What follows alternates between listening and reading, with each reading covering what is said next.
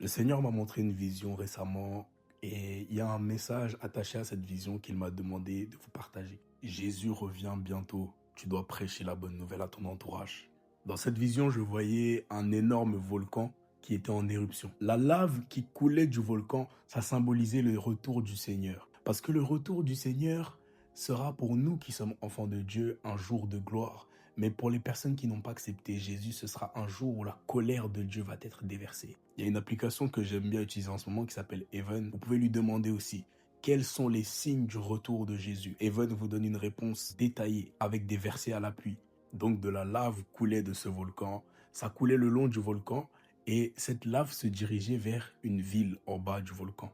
Mais alors que la lave descendait et se dirigeait vers cette ville, je voyais des anges tout autour du volcan qui empêchait la lave de descendre vers la ville. De sorte que la lave coulait bien vers la ville, mais elle coulait tout doucement parce que ces anges-là l'empêchaient d'envahir la ville.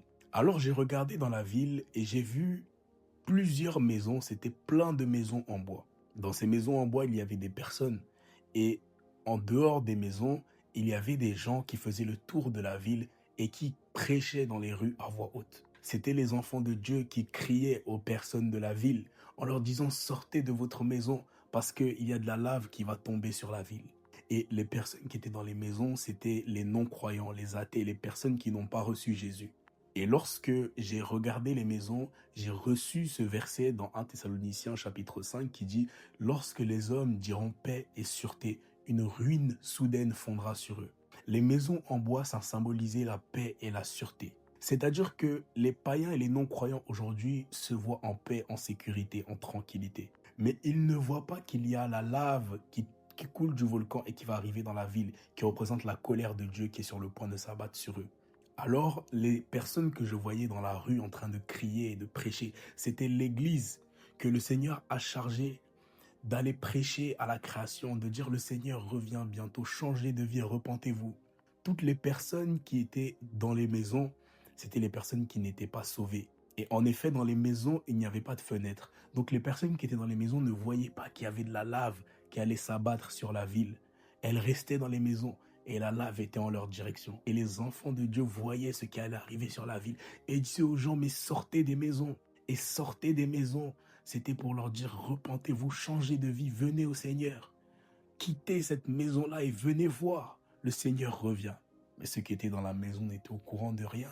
C'est pourquoi il y avait des gens qui prêchaient dehors pour faire sortir les gens. Ils prêchaient la bonne nouvelle pour emmener les gens à la connaissance de la vérité, qui est que Christ est Seigneur et que la fin est proche. Et la lave coulait en direction de la ville. La colère de Dieu allait s'abattre sur la terre.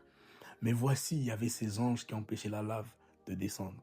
C'est ainsi que la Bible dit, le Seigneur ne tarde pas dans l'accomplissement de sa promesse, mais il use de patience, désirant qu'aucun ne périsse, mais que tous parviennent à la repentance.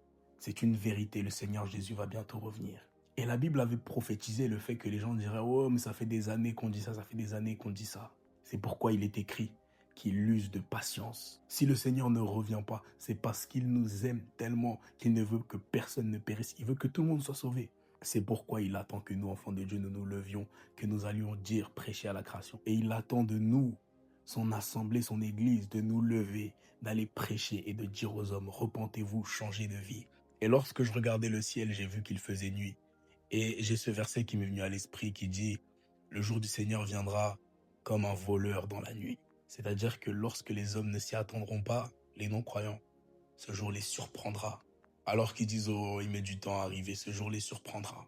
Mais nous qui sommes enfants de Dieu, nous dit la Bible, nous ne sommes plus dans les ténèbres pour que ce jour nous surprenne. Nous savons que le temps est proche, nous avons reçu les signes du Seigneur, nous savons qu'il revient bientôt. Alors aujourd'hui, je vous transmets encore le message. Le Seigneur Jésus va revenir chercher son Église. Il reviendra chercher ceux qui auront cru. Il reviendra chercher ceux qui auront cru en son sacrifice, qui auront cru en lui, qui auront laissé la vie de péché pour le suivre, qui auront été scellés de son esprit, parce que le Saint-Esprit, c'est le gage, c'est la marque, l'empreinte que Dieu a laissée, qui montre que tu es sauvé. Il reviendra chercher ces personnes. Mais dans nos entourages, il y a encore tellement de personnes qui ne connaissent pas le Seigneur. À nous d'aller prêcher, à nous d'aller parler de la bonne nouvelle. Parce que le message qui sauve, c'est le message de l'évangile, de la bonne nouvelle. Et c'est lorsque les personnes auront cru à la bonne nouvelle qu'elles croiront aussi au retour du Seigneur. Les hommes profitent de leur vie. L'amour est refroidi dans les cœurs. Les gens vivent pour leur ventre et leur plaisir, mais ils ne pensent plus à leur éternité. Mais le Seigneur va revenir et quand il reviendra, ce sera un jour de colère pour ces personnes. Alors repentons-nous, changeons de vie, revenons au Seigneur de tout notre cœur. La Bible dit « Approchez-vous de Dieu, il s'approchera de vous si vous revenez à lui de tout cœur. Il vous recevra. » Il a dit « Je ne rejetterai pas celui qui vient à moi. » Il n'y a rien de bon dans ce monde. Il n'y a rien de bon. Tout passera, sauf la parole du Seigneur.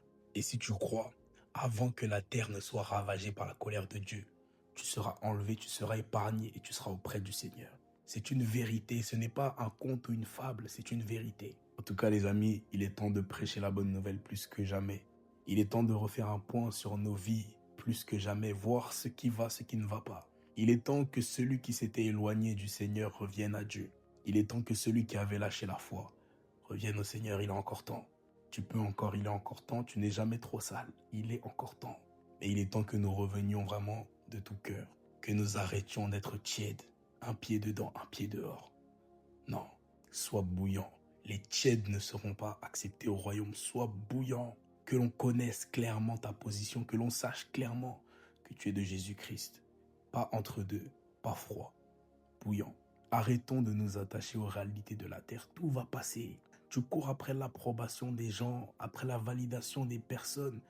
Après, tu veux que tout le monde te valide, tu veux être accepté de tous. C'est pas possible. Jésus lui-même était parfait. Il a été rejeté. Mais lui-même qui a été rejeté te tend les bras. Et lui, il veut te recevoir. Parce que nul n'est pas un homme pour vouloir de toi par intérêt. Il t'a aimé avant même que tu l'aimes. La Bible dit, nous l'aimons car il nous a aimé le premier. Et il dit, ce n'est pas vous qui m'avez choisi, c'est moi qui vous ai choisi. Alors, remettons nos vies en ordre. Soyons réellement cette église de la fin des temps que le Seigneur recherche, qui prêche, qui annonce la bonne nouvelle, qui sonne de la trompette. Prenons exemple sur les apôtres et remettons réellement les choses dans l'ordre. Soyez bouillants comme jamais, évangélisez, prêchez comme jamais, priez pour les gens comme jamais. Soyez des trop spirituels comme jamais.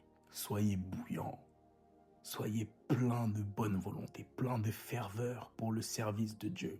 Prêchez, annoncez, exploitez les dons, les talents, tout ce que le Seigneur a mis à votre disposition, les réseaux sociaux, les journaux, les livres, utilisez tout. Mais dites à la création qu'il y a un Dieu qui est mort, ressuscité pour leurs péchés et qu'il va revenir. Dites-leur qu'il n'y a rien de bon dans ce monde. Prêchez. Le Seigneur a permis que la lave qui coulait de ce volcan soit ralentie. Ce n'est pas pour que tu la regardes couler, mais c'est pour que tu cries aux personnes qui sont encore dans la maison, que tu parles encore aux païens, que tu leur dises « Le Seigneur revient bientôt, croyez à la bonne nouvelle, vous serez sauvés. » La lave a été retardée afin que tu aies encore le temps de prêcher. Alors prêche.